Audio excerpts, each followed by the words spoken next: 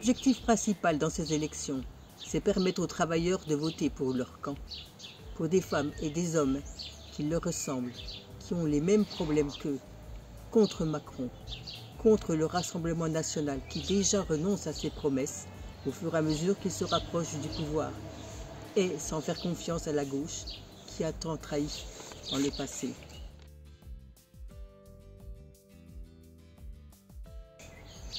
Améliorer la situation économique et réduire le chômage, mais pas que dans la circonscription. Par des luttes collectives, il faut imposer nos revendications. Augmentation des salaires, pensions, allocations. Et cela en fonction de l'inflation. Le partage du travail entre tous, sans baisse de salaire. Ça suffit des conditions de travail qui deviennent de plus en plus insupportables, alors que d'autres sont réduits au chômage. Et on ne peut l'obtenir que si nous agissons collectivement, en s'en prenant au profit du grand patronat et de la grande bourgeoisie qui n'ont jamais rien fait de leurs 10 doigts.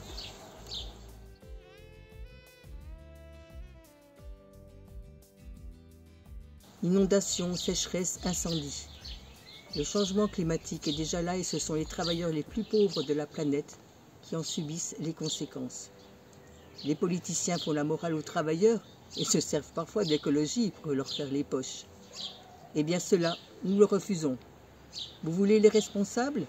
Ce sont les grands groupes qui exploitent les travailleurs et qui bousillent l'environnement. Parce que la seule chose qui compte pour ces gens-là, c'est le portefeuille des actionnaires.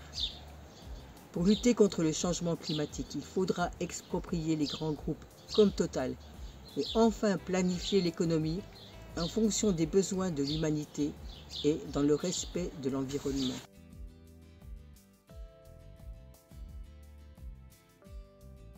La transparence de notre action politique, c'est dire la vérité sur la politique politicienne, qui cache les véritables responsables de la situation actuelle, inflation, pauvreté qui s'aggrave, menace de guerre,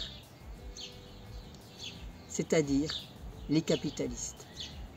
Et surtout, répéter qu'il ne faut en aucun cas compter sur un sauveur suprême. Ce sont les travailleurs qui font tourner toute la société. Et c'est bien sûr eux qui doivent la diriger.